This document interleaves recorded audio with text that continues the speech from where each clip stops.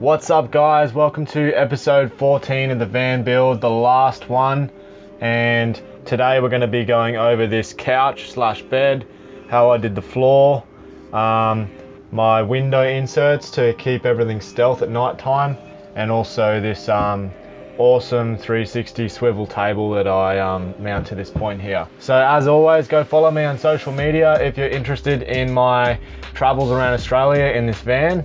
And also, obviously, there's going to be a blog post on my website to this episode explaining all the products that I used and more in depth of how I did it. So go check that out if you're interested. Thank you guys so much for sticking with me and supporting my journey and watching the videos and everything. It means so much to me.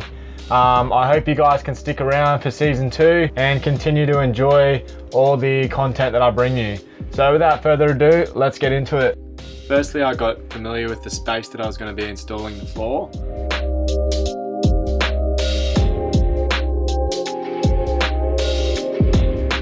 And this is a 2mm scrap bit of plastic that I'm using for spaces on the sides.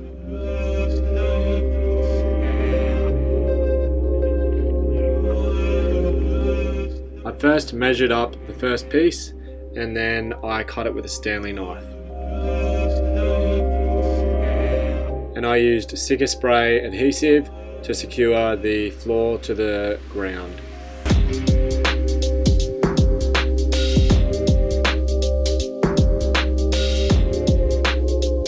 I measured the next piece and then I cut it, but this time I cut it a little bit smaller so that the pieces are all offset to each other, sort of like the look of bricks.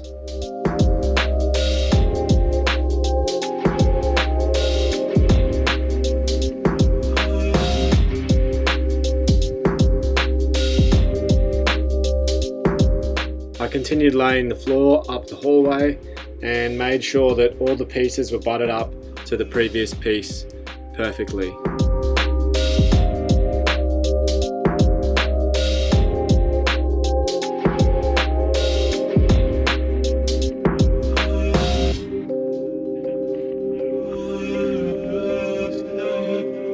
For the angle I used a contour gauge and then I transferred this angle onto a piece, marked it out, cut it and then installed it.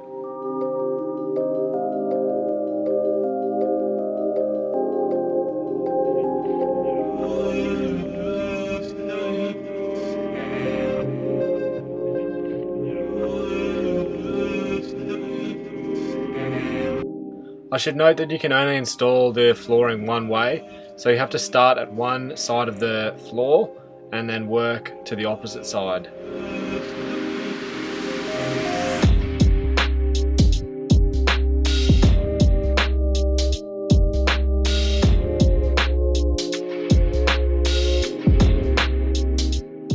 I used a rubber mallet to lightly tap each piece into each other, and I also used a screwdriver just to wedge it off the edge of the kicker to push it into the previous side.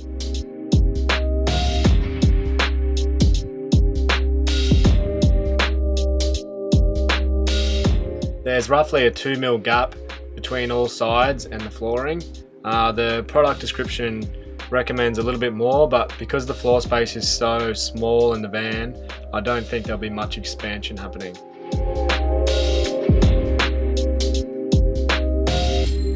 Now, because I already installed the fridge and it's an external compressor, I had to lift it up and then put the floor in underneath it.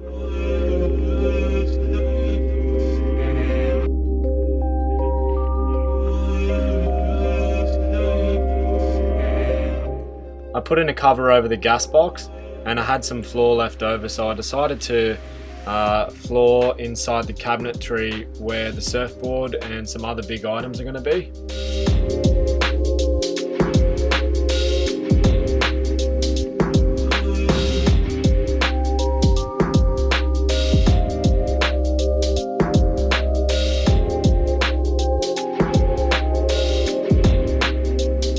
Next, I made up a ply template where I'm going to be shooting inside the cab, and then I cut a little bit bigger than this on the material that I'll be sheeting to the ply. I first screwed the ply to the wall and then I screwed the material to the ply.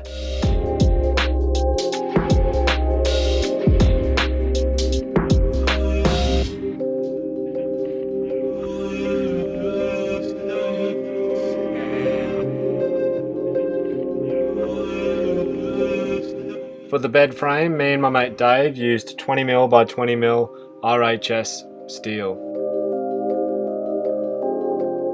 My mate Dave's a sheet metal fabricator by trade, so I left all the metalwork to him. He cut it all up, he welded everything, and I was pretty much just helping him.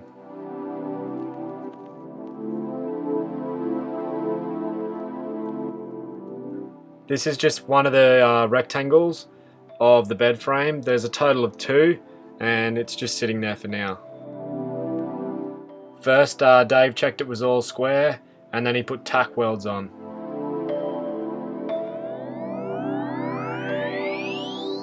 So once we made up the first rectangle, we put it in the van and just checked that it would fit. Once we were happy that it fit perfectly, Dave welded it properly.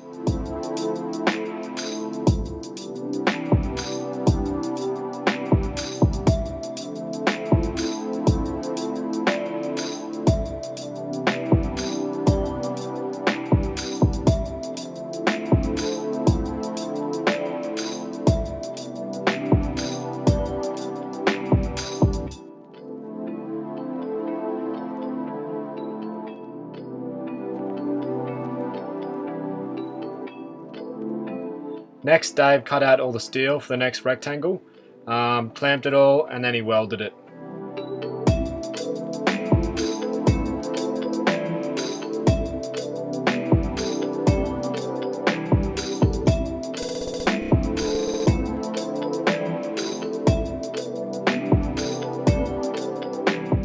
And while Dave was welding, I got the jigsaw out and cut out the little notches for the metal to slide. So this is the design. It's basically one rectangle sliding in the other. The front rectangle is getting supported by the back, and it also will have legs on it which support the front. And the front, the middle part there, on the back rectangle, will be supported by the cabinetry.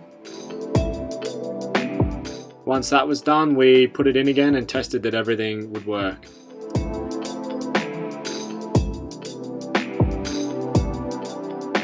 Dave used a right angle magnet to hold the legs in place and weld them.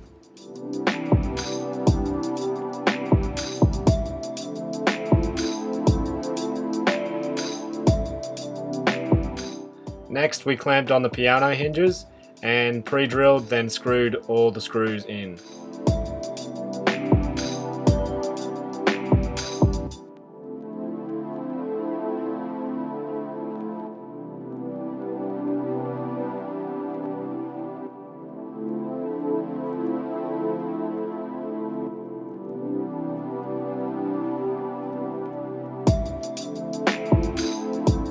Now once that was done, it was time to mount the piano hinges to the wall.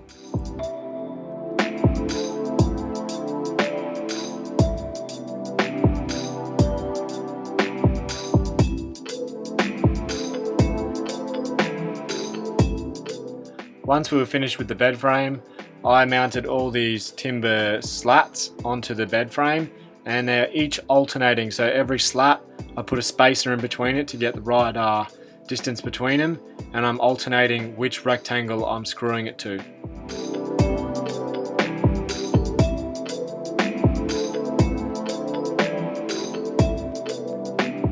I'm also securing it down to drill the hole, then I'm unscrewing it and popping in a washer underneath, just so that the slats sit ever so slightly off the steel and allow it to slide smoothly.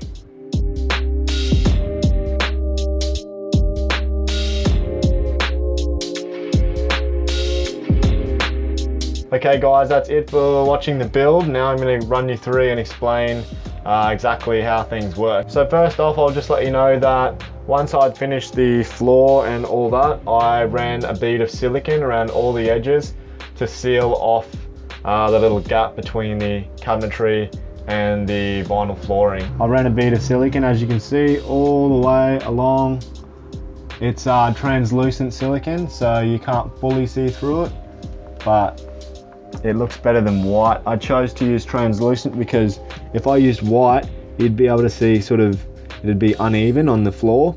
It would merge into the cabinetry, but it wouldn't merge into the floor very nice, so I used clear silicone so you couldn't really tell. So I basically did that everywhere, and I also finished off the kitchen as well. I did it along there, up that wall, and then along the top. So that's just so no dirt gets built up, and if there's a water spill, it's not going to go into like little cracks and stuff. The floor initially took me a little bit to work out how it all clicks in and everything, but once I figured that out, it was actually really easy to do. So it's vinyl flooring, and it actually underneath the vinyl plank, it has like a real thin layer of foam, which is basically like an underlay, so it's softer when you walk, I guess. There's no creaking, nothing like that. And this particular vinyl is actually waterproof, so if I spill water on it, the product brand says that it is 100% waterproof. There'll be no seeping through the gaps as long as you install it correctly. So it was my first time installing vinyl floor. I think I did pretty good, but I definitely would have done some things a little bit differently. As for instance, see this piece there, it's the skinny one. It's all the way along, and then I cut the other one shorter, and then the other one shorter again. And then what I did was actually start with another full piece, a full length here. In hindsight, I wouldn't have done that. I would have just kept making it shorter, because when you go to feed the next one in, you saw me, I had to slot it in between these two long ones here. So I wouldn't have done that. I would have just kept zigzag, like a zigzag, and just kept making it smaller and smaller. And that would have been much easier to install, but it still worked the way I did it. I did make one little mess up here, whereas the first piece I actually put in, I should have actually kept this little bit here, but I just cut it straight off. So that didn't clip in perfectly together to that piece there, but that's not a problem. That's the only piece that I think in the whole van that isn't actually 100% waterproof, but it's gonna be fine. So as you can see, I put on this aluminium angle. I believe it's 25mm by 50mm, I think, from memory. And I just measured up exactly how much I need. I went to an aluminium place, got them to get me black powder coated aluminium. Then I cut it all up myself. I cut the angles so it all butts in nice, and that just hides that layer of ply there, and then the insulation underneath, so it makes it all nice and a bit more weatherproof as well. And then I just screwed it in with black screws, and it all fits perfect. I also rounded this edge off a little bit because I didn't want to get poked by the corner, which would really hurt, so I just rounded it off so you can't hurt yourself. Also got a little custom cut doormat here, just to wipe your feet when you get in, and then you just can knock it out, and then it's clean again. So coming into the back of the van, this is the angle at the back. It's the same dimensions, and that's just one piece. I cut out like a little notch there. I didn't get that perfect, but cut out a notch so I could bend it, and then just continue the piece on the top. Same story, pretty easy to install. So that's the floor done. Now I'm just going to give you a little run through the table mount here and the couch. So while the doors are open, that's where I store my table. It's on these two hooks here. They hold a lot of weight each, and they're actually bolted in through the cabinetry, which is double thickness. And then I've just installed these hooks here, these straps, which come along and hook on there like that, so it's not going anywhere. It's really secure, and it doesn't rattle either when I'm driving. So that was a perfect spot for that, just at the back above the fire extinguisher, so I don't have to use up cupboard space. Okay, so let's have a little look at the couch now. First off, I'll just take off the cushions, the mattresses, so that we can get an idea of what's going on underneath. Okay, so first off, it's just literally a metal frame inside a metal frame, which you saw on the install. And I've just literally screwed all these timber slats. There's a lot of them. and I'll show you a little operation of how it actually works. So first off, this isn't actually my bed design. It's actually, I got this design off another guy on YouTube who was building a van, and I saw this idea for a bed, and I thought it was really cool because it's exactly what I need, a couch and a bed.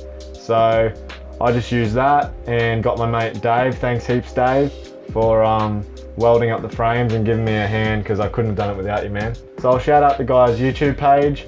So thank you, man, for giving me a cool idea. So this bed design is 99% perfect. There's just this one little thing where when I go to pull it out, it sort of gets a tiny bit jammed. So after a while of using it, you get pretty good at understanding of how to pull it out really easy and put it back in. But for someone who's never used it before, might struggle a bit. I'll show you what I mean. So first off, it's just all timber slats that I cut up. I got the timber really cheap from Bunnings. I can't remember exactly what dimension, but you can see there, it's only about 15 mil thick or something. And then I sanded it all and gave it 2 coats, I think, with Danish oil. And then after that, I just rounded all these edges here and made it all soft so that it's not hard and it hits into you and hurts you. I put on this little hook and strap here so that the bed doesn't want to come up when I'm driving. So if we just unclip that, it's on a gas strut just there, which is 700 millimeters long, and I think it's got about 350 Newton meters in it, I think, of pressure. As you can see, there's one rectangle inside of another rectangle, and one sits on the other, and they sort of support each other. One supports each other there, and the other one supports the other one there. It's sort of a pretty funky, cool design. This gap in here is obviously to make room for this melamine chipboard here. And the way that I've screwed in the timber slats is they're sort of offset. So you can see that one screw is there and the other one is into the other frame. So they're alternating on every one. Same at the back. That's into that one, that's into the back frame, that's into the front one, and they just alternate. So you can see when I pull it out, they're alternating. So obviously this bar is that rectangle there. That whole rectangle is coming out, and one rectangle always stays, one frame always stays at the back, because the back frame is actually attached to these piano hinges. So there's one piano hinge there and one piano hinge there. So that's always staying, and that's what allows it to hinge. So at this point, it's really easy to get in and out, but it's when you get to all the way to where my legs are, that's when it starts to grab a bit, and I'll show you what I mean. So normally there's a mattress on it, but what I do is just grab it from here, sort of slide it out, and then that's the frame there. That's the bed. The slats are a good distance apart. There's no, you can't feel that there's a gap in the slats when you're on the mattress at all. It's a really comfortable sleep. So that hinge right now is slightly pushing it up because there's no mattress weight on it, but when the mattress weight's on it, it'll sit flat like that. So where the weight load is obviously, there's weight along the back on the hinges where it's supporting. There's weight in the middle, and it's actually sitting on top of the melamine chipboard. That's supporting it all the way through the middle, and the 3 legs are supporting it on this side. So it's evenly distributed, the weight. I'm guessing that this thing could handle, you know, easily 4 people, definitely. So the part that gets a little bit hard is when you want to transfer it from a bed to back to the couch.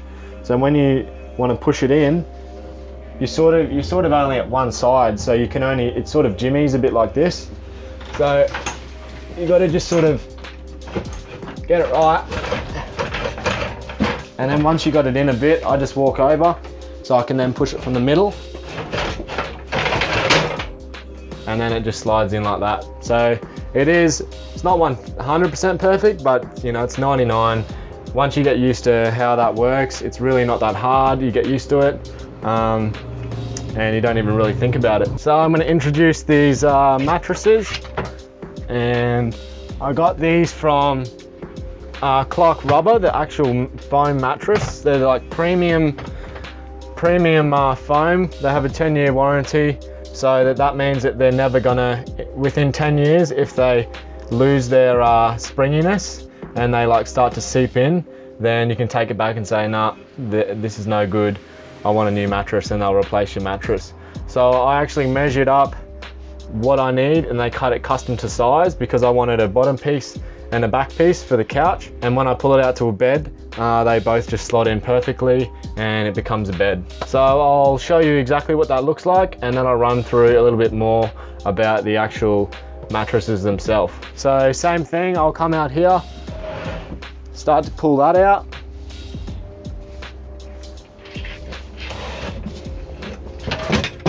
That's out, and I normally put that one over there, this one here, and that's my bed done. So it took me all of what, 10-15 seconds to set my bed up. All I got to do is grab a pillow out of here, straight on the bed, and then I got to blanket in the other cupboard. So it takes about 30 seconds to set up my bed, and it might take about 45 seconds to put it back to a couch. So I know a lot of people thought that it was going to be, you know, really annoying and hard to set up your bed every day. It's really not with this design. If you were going to actually make your bed sheets every day, that would probably get really annoying. But these sheets, which I'll run through in a minute, are always on. I've got 2 sets of them. So in terms of length, I'm actually 6 foot tall, so that's about 183 centimeters, I think. And I fit perfectly along the bed. You can sleep either way you want, depending on if your ground's level or how your van is parked. You could sleep this way. So I can sleep here, heaps of room, head to toe, easily fit another person here. You could fit 3 if you wanted, that'd probably be a bit squishy, but 2 is, yeah, there's tons of room. If you want to, you can fit this way, and you really can't feel this little gap in the middle, you can barely notice it. These I measured it perfectly so that they'd be hard up to each other, there's no gap, and yeah, it just feels like one solid piece of mattress. So while the bed's out, I'll explain why I built the cabinets a bit higher, the doors, and that's so that I could still open these doors when the bed's out. Otherwise I would have lost access to all these cabinets if the doors were floor to ceiling. So that's why I, you know, made the doors a bit shorter. There's still a bit of a gap there. It's not ideal, I must admit, to have the bed out and be accessing stuff in here, but it's better than not being able to access them at all. So the foam is really comfy. I love sleeping on it. It's one of the most comfy beds I've ever slept on. I love how cozy it feels in here with the timber. You feel really safe, and yeah, it's just, I don't know, I really love it. And while I've got the bed out, I will explain to you a bit about this table when I've got it in the bed position. All right, so this table I bought in Brisbane from some random marine shop, and it's made by Lagun, L-A-G-U-N, and it's a really ingenious brand. It's actually for boats and marine, but you can use it for RV as well, obviously. So basically I bought this little aluminium piece here is the table, the swivel part, and then there's a little mount here which I'll show you. It doesn't come with a tabletop, it just literally comes with the swivel aluminium parts, so you actually have to make or buy your own tabletop. I just bought a bench top from Bunnings, which was already lacquered and varnished and everything, and then I cut that to size and mounted it on, and then I edged the corners so that they're circular. So I'll just show you how this works in bed mode. Okay guys, normally I set this up when it's in the couch position, but I'll do it now because I want to show you what it looks like in bed mode. So this is the mount. This is there's stainless steel bolts that go all the way through, and I actually bought a chopping board and cut it out so that it gives a really even pressure against all these this cabinetry here, so it wouldn't put high pressure points there, it'd even it out. And it comes with one spacer, but I used that chopping board that I bought to space it out even more, and I'll show you why in a minute. So literally all you do is take this off. That slides up on that. I like to put it around about that height there. You turn that, it locks it. So that's locked, that's not going anywhere. You can adjust your height. So you could have that all the way down there. You could have it, it does limit you, you can only have it about that high. So there's probably a range of height difference in what you want to set it to. So what's happening is you can see here that this squeezes that bolt, which squeezes this slit together, and that locks it on. So that's what's happening. So that's literally goes like that. This also can act like a crank, so you actually pull that out, it's not doing anything, and then you can go again, it engages. So I don't really need to do that. It just sort of, all you need to do is give it half a turn and then it's done. Next, you take this out, swivel that around. This is just mounted to the top by 6 screws that they supply you with. That's more than enough. That swivels there. So once that's there, that's got a wing nut on it, and that just goes up there. Push that up hard, and then screw that wing nut in. Then that can swivel, and this also swivels too. So when I've got it in bed mode, that will sit like that, and then you've got you can put a laptop on there. I can charge from the power points there. It's just much easier. I can put my UE boom there. You could even eat in bed if you wanted to. I could sit in bed and do work on my laptop. You can really just do anything. It's much more comfortable because then it's not interfering with your feet. And if someone wants to get past, you can just literally go like that, and there's a clear passageway. When you come back, you can just put it like that. It's pretty sturdy as well. You can literally like put a bit of weight on it and it doesn't budge. The only thing I will say is most people in most circumstances would have installed it the opposite way around. So you would install this really low. I'll show you what I mean. As you can see, the table, if gravity wants to pull this arm off, that's what it's trying to do. So if you do move this too many times, you can see that that's starting to swivel down, and you got to loosen the wing nut off and push it back up again. So you don't want to swivel that too many times. So to take it apart, you just lift it up, undo the wing nut, and it just comes off pretty easy. You can swivel that back. Most people would install it, given that they had the chance, to put this thing down lower and have that facing up so that the table cannot fall off. It always wants to just hit there.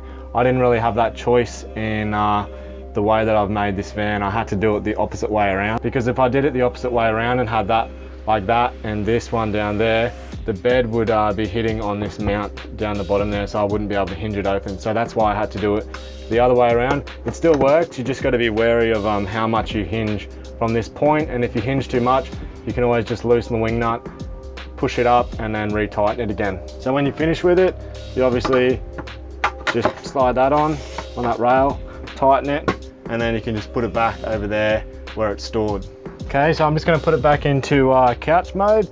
So you just pull that up like that, then just jimmy it in, and that's it. Then you put that back up, and that's in couch mode again. So I'll run through these mattresses again in a sec, but I just want to show you what it looks like in couch mode with the table. So I got my arm here, just slide that on. Then after that, just put this up.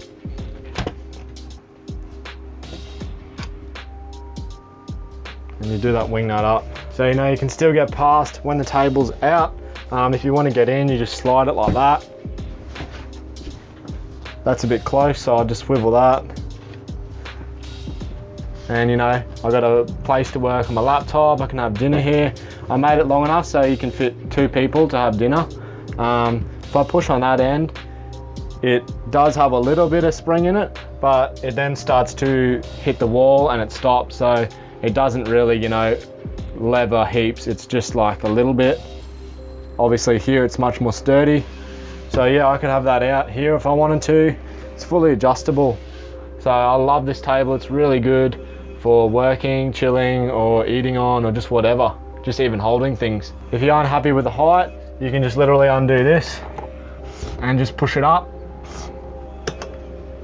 Change it, obviously you're not going to use it that high, but I'm just trying to give you like an illustration.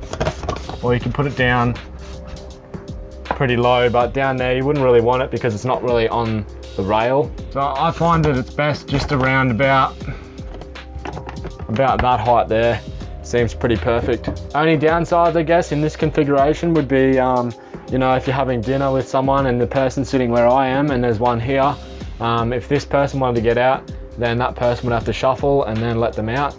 That's probably the only downside. I do think the table would be better set up the other way that I was explaining, so that this is pushing down on it, but this is the best configuration that I could have in this situation, and it works fine. They actually do supply with an extra one of these for where the wing nut goes, but I can't really do that because when I have it in bed mode, the wing nut would hit along this wall, so I got to have it as a wing nut because it's nice, small and discreet, and it doesn't hit on the wall. So all in all, I absolutely love this table. It fits the van look perfectly, and functionality wise it's pretty much like 9 out of 10, so I absolutely love it and highly recommend it. Okay, next we're going to get into the mattress and the sheet on top of them. So thank you so much to my mum who made these bed covers. She made this set and another set so that when I need to wash one set, I can just put the other one on and keep rotating. So I literally just bought bed sheets or bed covers or whatever they are, and mum cut them up and sewed them, so I'll show you exactly how she did it. It's pretty ingenious design. So they're sort of just like big pillow slips almost. She's put these buttons in, so you can see that they undo all the way up, and then at the ends they've got buttons in as well, so that opens them up, and then they pretty much just open. The last little part is just sewed, so it's, you know, it's not all buttons all the way, it's about just this last quarter here, or the last third. So what you do is you just pull that off like a sort of like a pillow slip, and pull the other one on. Underneath there's also a mattress protector that my mum cut up and made, and that's got the buttons on it too, and that just protects the foam. This is the foam underneath from Clark Rubber. It's I believe it's 100mm thick foam, and it's the premium foam. Like I said, it's quite springy, but it's also pretty solid. Really comfy to sleep on, in my opinion. Mattress Protector is pretty much just buttons all the way, so that comes off really easy if you need to wash that. And then I'd get the other sheet, which are my little sheet cupboard and towel cupboard in here. You can see the other design there, the blue ones. I'd just grab them, rip the other old ones off, put them on, wash the other ones, and just keep cycling that process.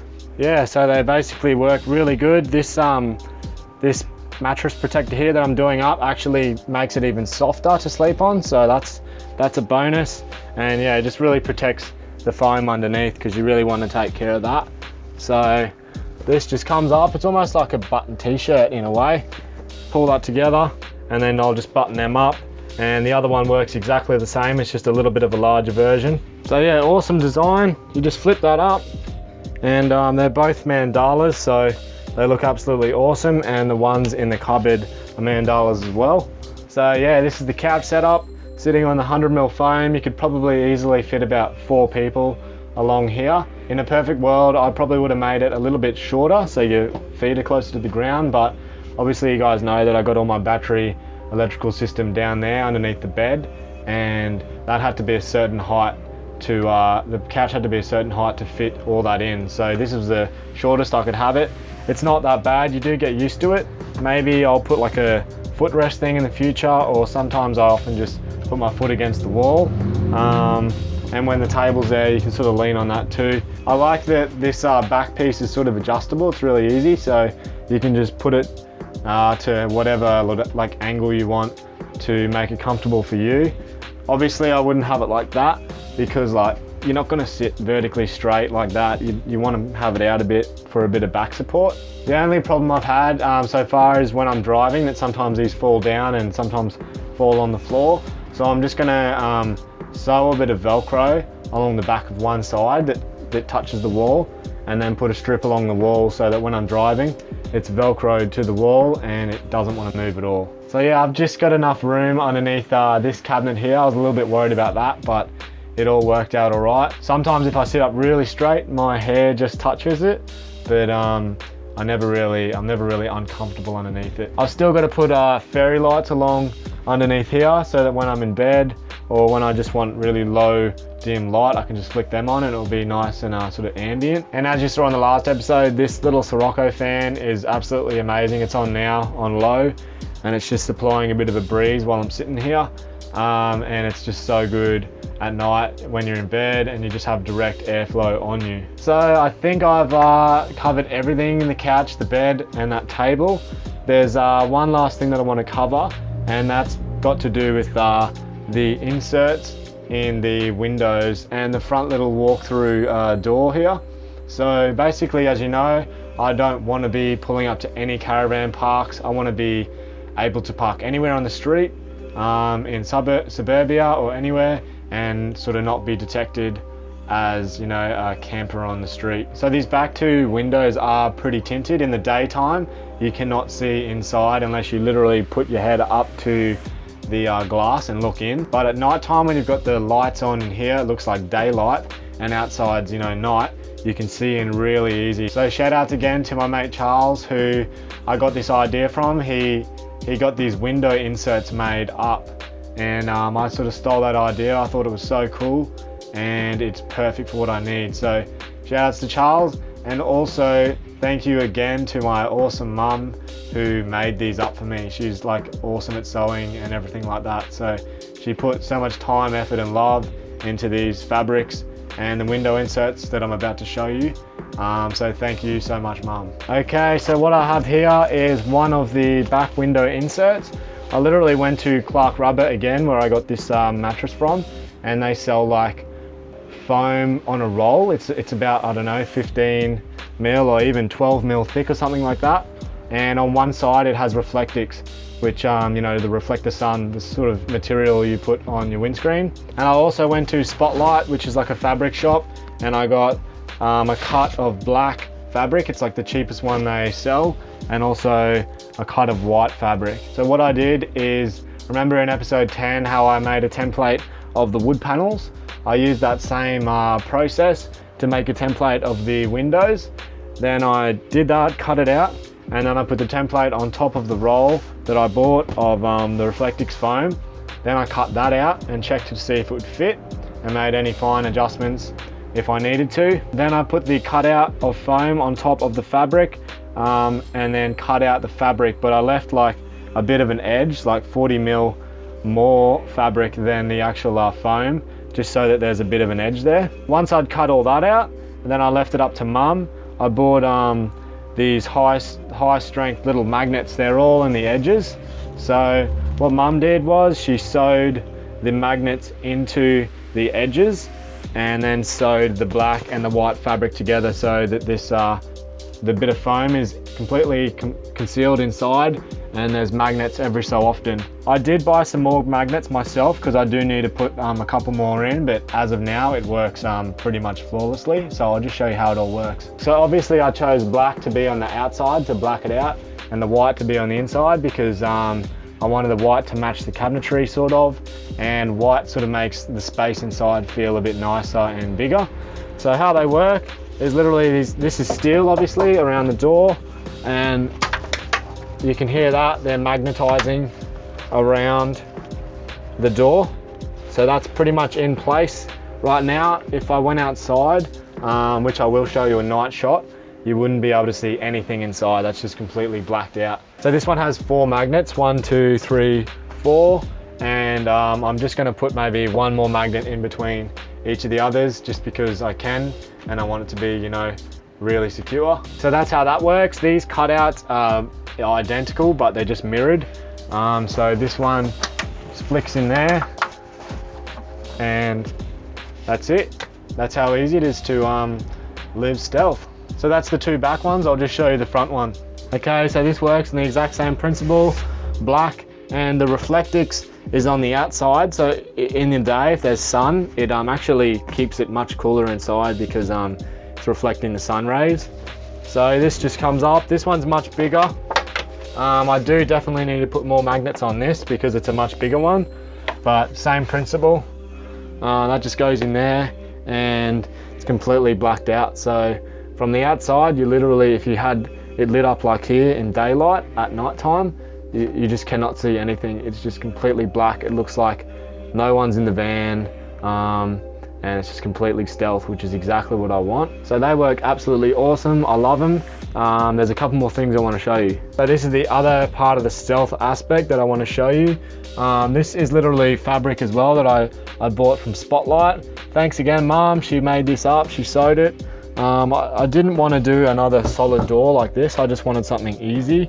So I bought up this stretchy fabric, and Mum she cut it double as long as this piece here, and then folded it over on itself and then sewed it. So there's two pieces and they overlap each other in the middle by about roughly 50 or 100 mil. So literally to walk through this, I just go like that and then I'm through, and it automatically seals up. I just come back. It's really easy, and also no light penetrates through this. So also stealth wise, when you're looking from the outside, no light goes through that. And yeah, you can't see any light seeping into the cabin here. On the other side, I've just literally got washers and screws and screwed it in like that all around, and it works absolutely flawlessly. So that's sort of the stealth aspects of the van. I'm going to give you a night shot to show you exactly what it looks like at night and exactly how good it and effective it is. There's only one downfall to where light can seep out, and that is when at night time I've got these max air fan vents open, and when they're open you can see along the grill that pops up, you can see light reflecting from the inside. So that would be a giveaway if you had the vents up and the lights on inside at night time. Other than that, there's no other light that seeps out of the van. So most of the time anyway, at night, the only reason I'll have the vent open is if I'm cooking, and the front one. But other than that, I'll have them closed and this fan will just be working. So that's another plus for that fan. I don't need to have them open unless I really need to. So right now I'm just storing these two back blackouts in the cupboard, my clothes cupboard. They go in there. The other one I actually have to store in the front behind the driver's seat because it's just so big. So this one I just put behind here, and then so that's where that goes. It overlaps a little bit here, but it's really no issue when I want to get through. So outside the van you sort of can see through this one. It's not tinted, and at night time you definitely can see very easily through here. Coming around the back, that doesn't have the blackout inserts in it, and yeah, you just can't see anything. It's just completely reflected, but at night time you can see. So if you come all the way up, you got to literally put your hand on the glass and then you can see inside. But just from here, it's almost like an ambulance blackout tint. Okay guys, it's night time now. I'm inside the van parked up somewhere, and as you can see, I've got every single light on the van. It looks like daylight inside. I'll just pop these max air fans so you know what I'm talking about, how you can it sort of reflects, you can see some light, and I'll show you from the outside what it looks like. So coming through the front part here. Alright guys, there's the van from the outside. You can't see any light coming through the little front door there. This is the side big window, and it's just pitch black. Nothing to be seen through that one. Coming around the back, and there's the back there. So as you saw how fully bright it was, there you can see the max air fan at the top. That's what I'm talking about. See what I'm saying? How when the grill's up, you can see it reflecting from the inside, but as of the back windows, they're absolutely pitch black, no matter how close you look in. And this side obviously has no windows on it. So there's the top of that one, and the front one is actually up as well, you can just see. And I'll put them down and show you what it looks like. So I'll just put these down now. And then we'll go back outside.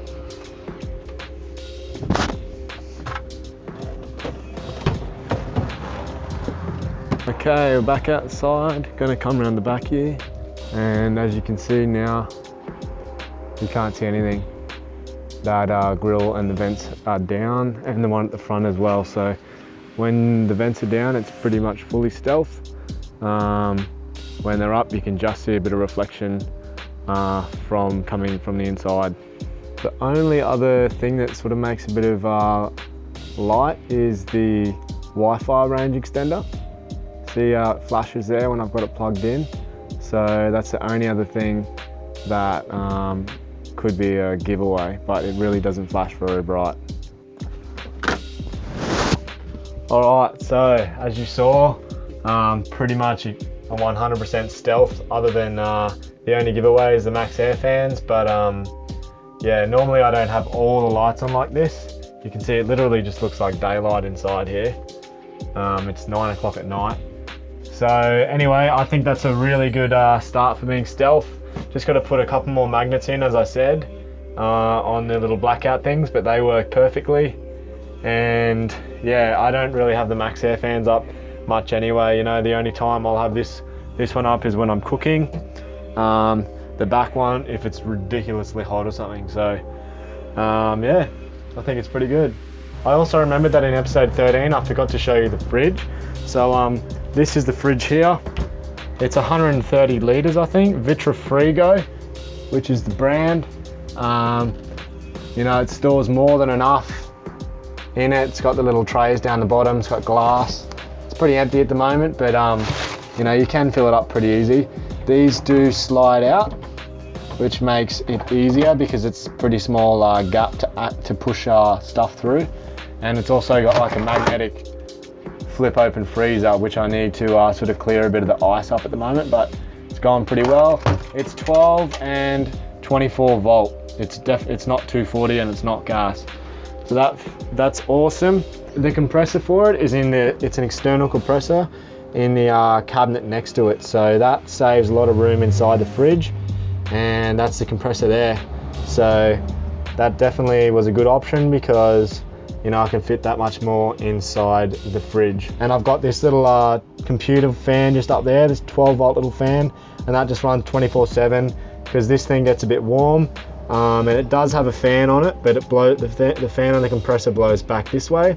So this one is extracting out that gap, and it keeps inside here nice and cool. Hey guys, just before I finish this episode, I literally just installed this mozzie magnetic screen here for this open door here. It works really well. They supply you with 10 Velcro little self-adhesive points. So I've done a couple down the side here. You can see, like, they're just little ones, and you just put it on. You stick one side to the actual body of the screen here, and then one on the wall, and then, you know, that's where it goes. There's a couple around that side. I think there's one or two there, and then they supply you with the big long one for the top, and then obviously that magnetizes just like that, so it keeps your mozzies down. It was the perfect size for this sprinter. Sorry guys, I know I keep going on about these mozzie screens, but it's the next day and I actually installed the one out in the back. So it's the exact same one as the front, but also on the back. And I actually made a little modification. I had to buy more Velcro, so I bought 2 of these boxes. They're $8 each, and they're 5 meter self-adhesive Velcro rolls. And I noticed that some bugs were coming in when I tested that one.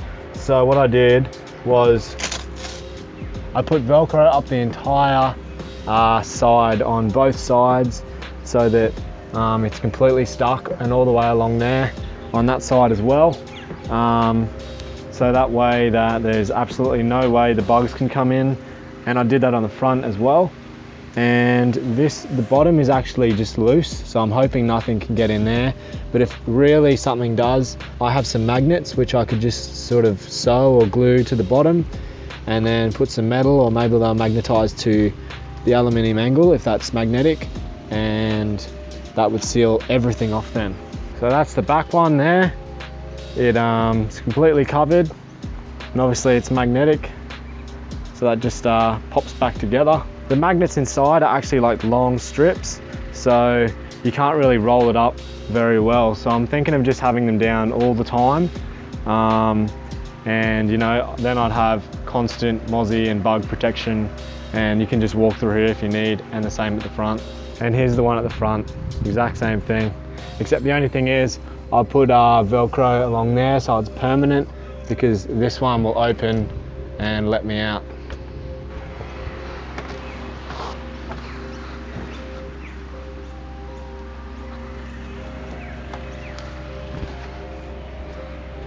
So I'm just parked up at the beach right now. There's such a nice breeze coming through because now I've got the van completely open. So this mozzie screen was $20. They come in different sizes.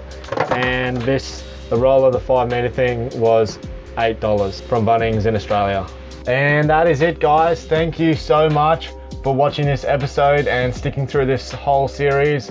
It's been a pleasure to bring to you. I'm so glad it's done. There is still going to be the van walkthrough video at the very end, just explaining the entire van in one video.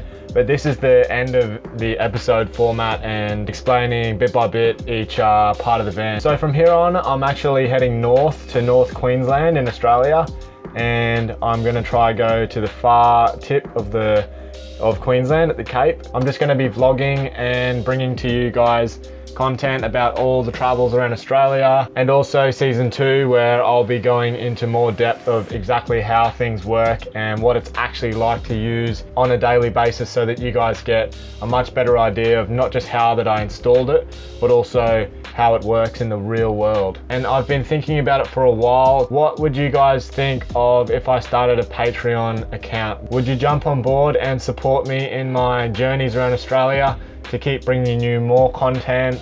I want to buy better cameras, lenses. I want to buy a drone, which all costs money. But I'm just putting the feelers out there. Would you guys support me if I did that? If I did start a Patreon account, I would always still bring free episodes and free content to you guys. So if I did do that, that would only be like a little side project thing. I would always still bring free content and value to you guys, regardless of if I did that. So once again, I thank you guys so much for sticking throughout this whole van build series. I really hope it has given you a lot of value. I know that it's motivated me so much to up my quality of this build and put out good content for you guys. So thank you guys so much. Stay tuned for the van walkthrough video, and then let's get ready for season 2 and travel vlogging. So I'll see you guys really soon, and peace out.